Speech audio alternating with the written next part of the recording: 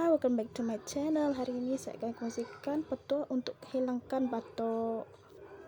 Oke, bahan-bahannya adalah daun sirih dan air panas 300 ml.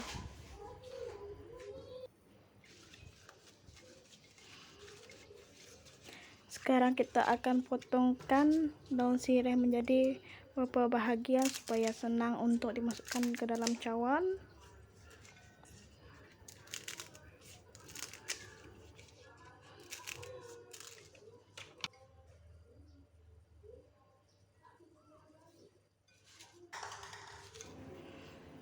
Sediakan cawan, lepas itu masukkan daun sirih ke dalam cawan tadi.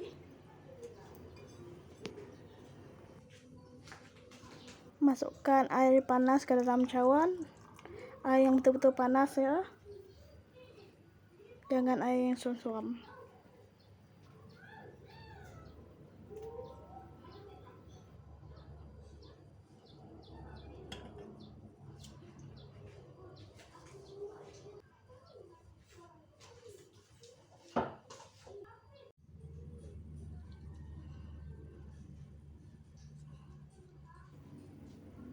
Biarkan air selama 20 menit.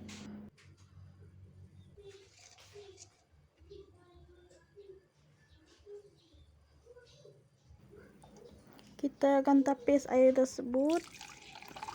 Kalau tak nak tapis pun tak apa juga, boleh minum sekali.